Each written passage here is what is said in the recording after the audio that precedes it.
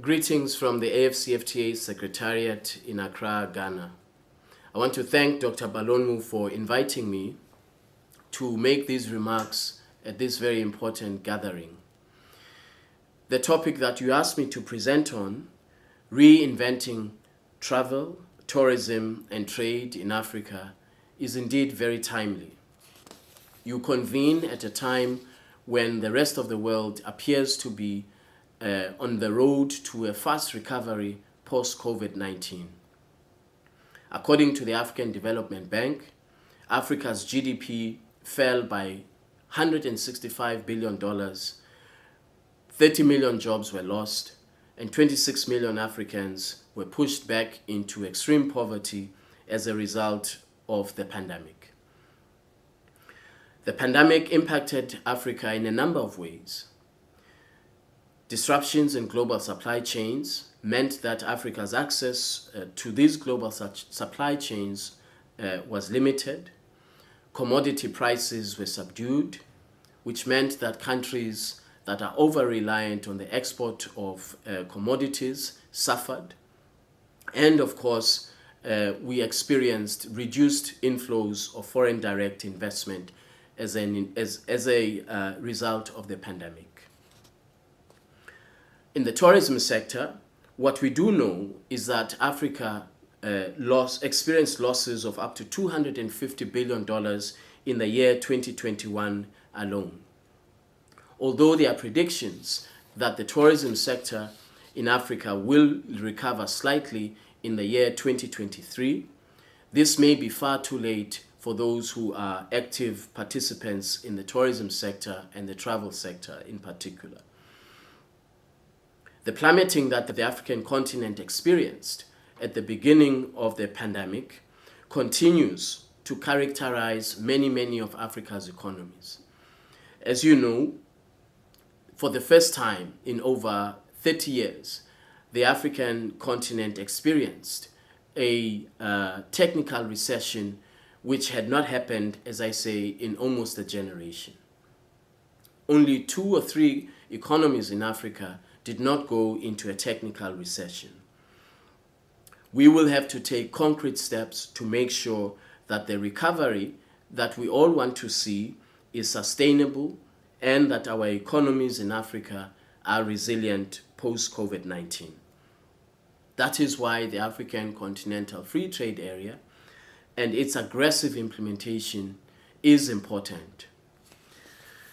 You may be aware that millions and millions of dollars around the world have been redirected to economies in developed countries to inject dynamism and growth back into those economies.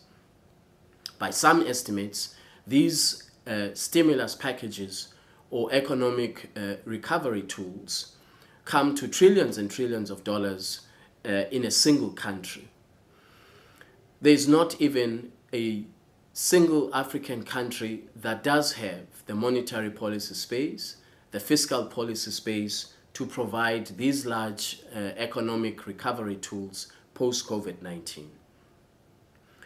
The recovery tool that Africa has at its disposal is the African Continental Free Trade Area, where we aggressively implement the AfCFTA, where we aggressively ensure that we reduce barriers to trade and reduce barriers to trade in the services sector.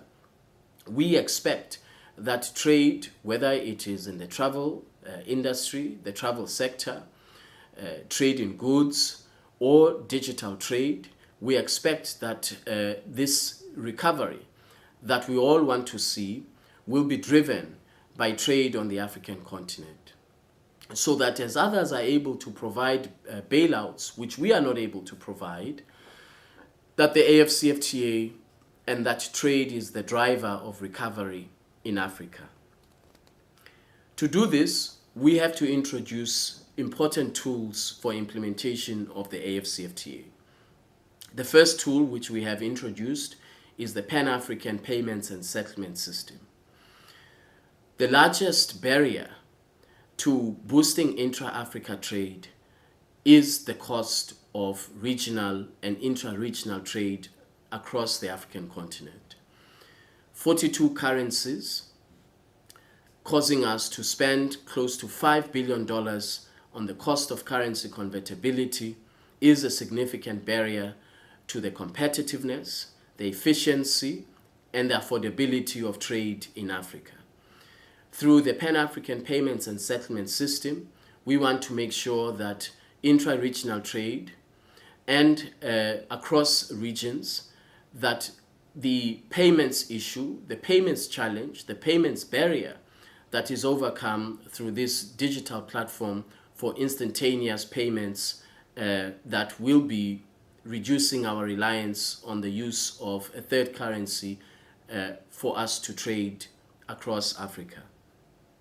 The second tool, which I think is important to ensure Africa's recovery, is the Africa Trade Gateway, which is a digital marketplace that will enable trade to take place, particularly by small medium enterprises across regions of the African continent. The Africa Trade Gateway shall have a range of different tools that small medium enterprises require to enable them to reach new markets that are presented by the AfCFTA. It shall have customs procedures information. It shall have rules of origin information, due diligence information, and of course the payments system that I have just referred to. The road to recovery for the African continent is, of course, one that is not guaranteed. The road to resilience of the African economy is, of course, not guaranteed.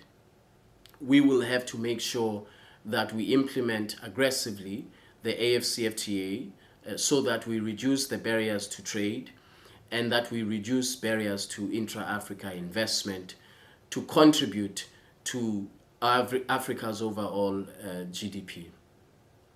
I want to thank all of you for the opportunity to address you today, and I wish you very good deliberations. Thank you.